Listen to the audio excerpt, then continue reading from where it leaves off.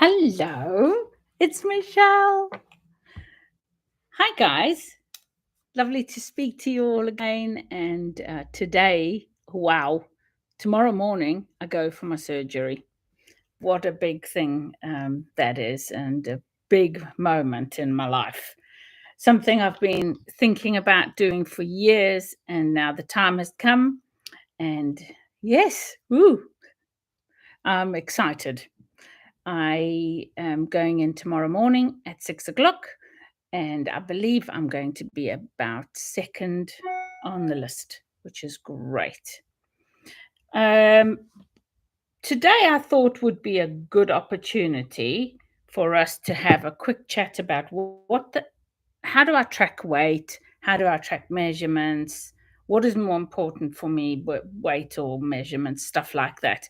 And there's a few of them that I use, and I've used them for many years actually. They are really tried and tested and very reliable. So I'm pleased about that. One of the things I will say is it doesn't really matter what you use to track your weight, even if it's a notepad and a pencil or a spreadsheet or something like that. It really doesn't matter as long as you are comfortable in yourself and you feel right in your clothes and you fit your butt in your wheelchair. Not so nice. Things like that. That's much better of a measurement for me anyway, I think. And I think we get too obsessed sometimes with the use of a scale. And if you are inclined to do that, then I definitely have a word with your dietitian and your surgeon to see what they recommend for you. Is it necessary, or should you just be going with how you feel and how you look to yourself in the mirror? But either way, if you are trying to keep a handle on your weight, I suppose it's a good idea to weigh yourself at least once a month once you've reached a goal weight or whatever, and make sure that you're not slipping back into any bad habits, things like that. That's what my recommendation would be anyway. So what I've got is my Fitness Pal. This is an absolutely fantastic app. It's where I record all my food intake. It's gives you the opportunity to put your weight in, and it'll track. There's three measurements it does track for you. I think it's neck, bust, and hip or waist. One of those. It doesn't do all of them. Probably does in the paid version. But seriously, I have been using the free version for years, and it's never needed to go any deeper than that for me anyway. There are a lot of people out there who would like the reporting and the more in-depth information about the macronutrients and the nutrients in the food they're eating, all of that sort of thing, which is fine. And if you've got the money for that, go for it if that's what you want to do. I just find that at the moment, every app wants a piece of your pie. And literally, if you had to go and download £2.99 a month, £5.99 a month, £16.99 a month, and then you've still got your television subscriptions and all of these different things, maybe your audio book subscriptions. Just do yourself a favor, keep a budget and keep a track of that, because I think it will swiftly get out of hand, because they make it seem cheaper than it actually is. When you've started adding it up, it no longer lands up being cheap. It's actually costing you way too much money. And so I've got rid of a lot of the things that I had. Didn't use that many anyway, but even just the few pounds here and there, I'd rather put towards the charities that I support. So that's what we do. MyFitnessPal is really brilliant. I cannot recommend it enough. It's recommended by a huge number of surgeons and doctors, and that every podcast or a video that I watch, somewhere along the line, somebody mentions MyFitnessPal, which is great. So it speaks for itself, really. I would definitely go down that route if you want to do your tracking of your food intake post surgery. That's what I've done, and it really helps you to keep control of how much intake you're having, because honestly, it's so easy when you're writing down things to not realize how quickly you're getting up to 900 calories.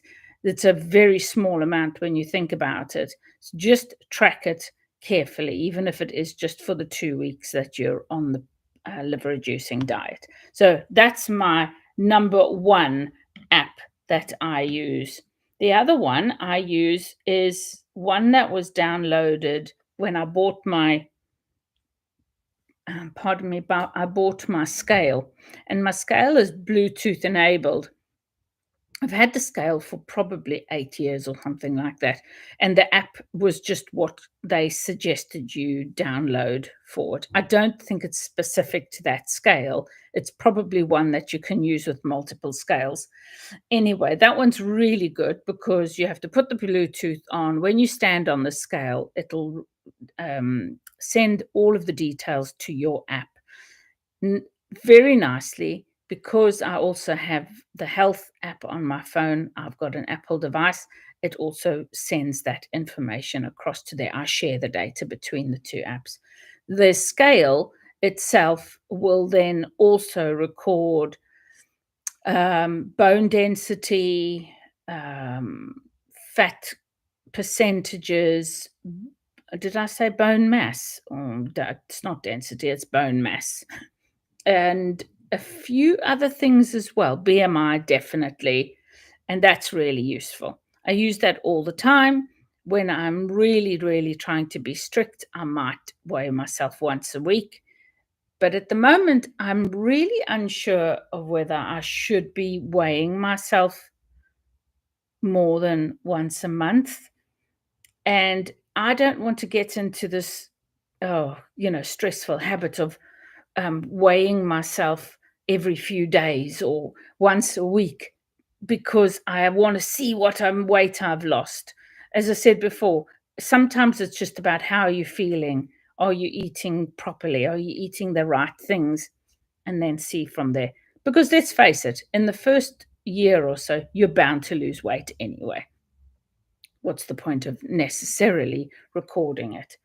And so I will be recording my weight, but I'm not sure how often I'll do that. I will speak to my surgeon and the dietitian and consult with them first and see what their thoughts are, because they might be doing a study, or there might be that thing that they enrolled me in about people who've had bariatric surgery and their progress they're making. They might prefer me to do it once a month or once a week. So I'll take their advice on that. That was that one. That one is iWellness 3.0, also a free one that came with that. The other thing which comes with Apple, and I'm sure there's probably a version of it for Android and Google phones and all of the rest of the types of phones out there, is Notes. Now, I use Notes every day of my life, I think. And I share notes with other people. We collaborate on notes together.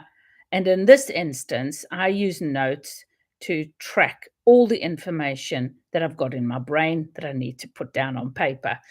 And I do that whether it's for a complaint I'm working on at the moment, or it's places I want to go and see, small shopping lists, whatever it is, I use notes for that.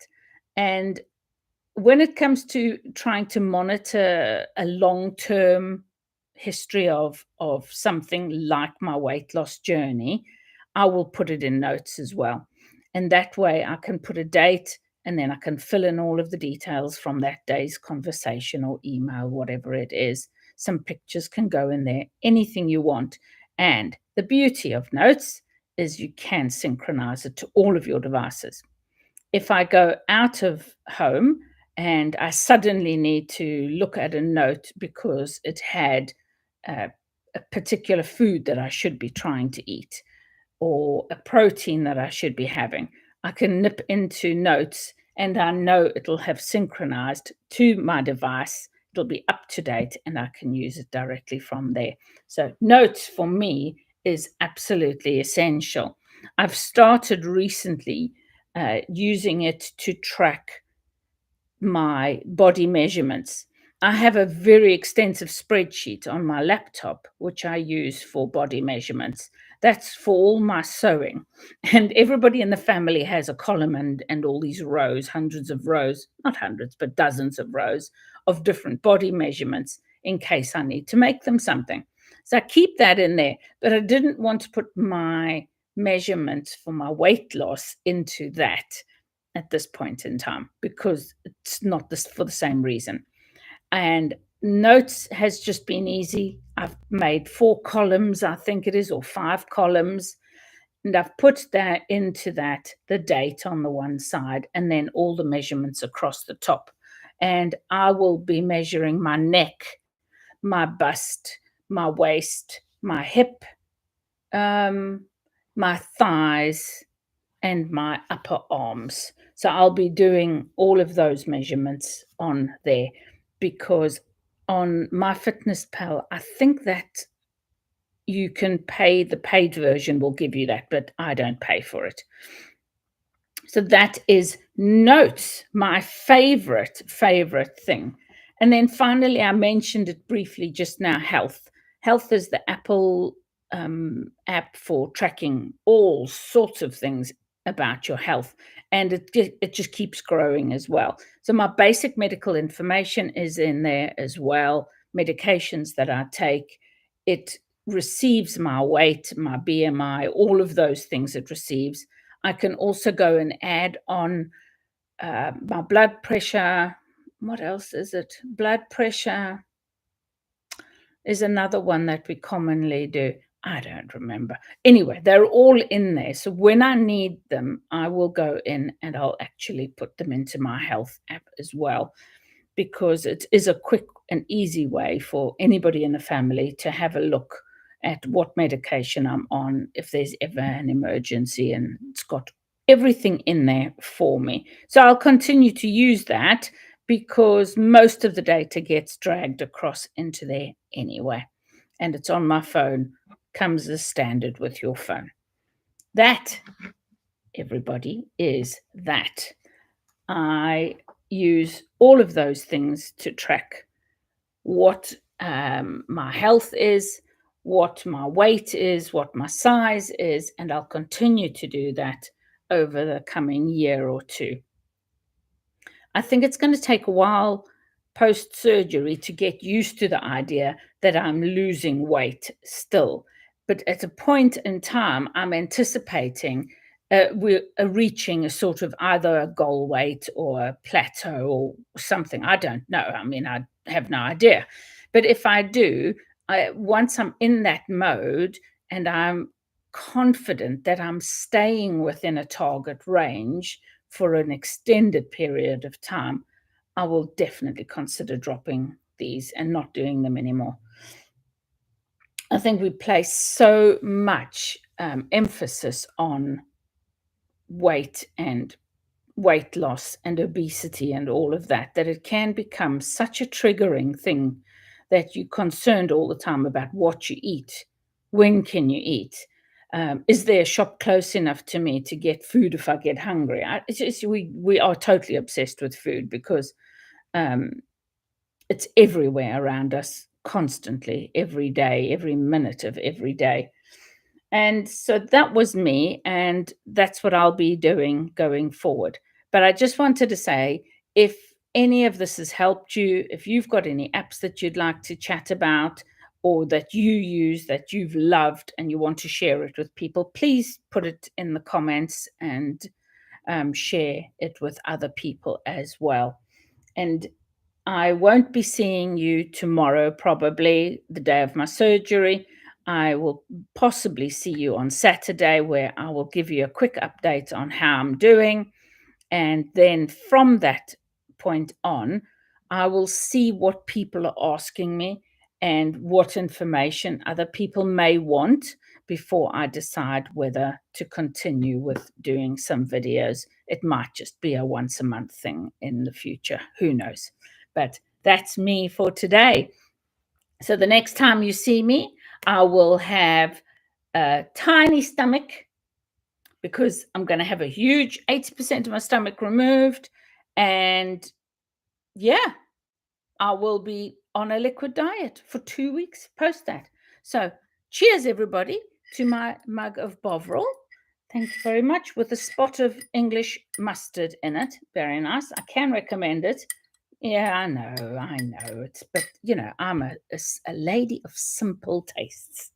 So thank you very much and have a wonderful evening. God bless. Bye.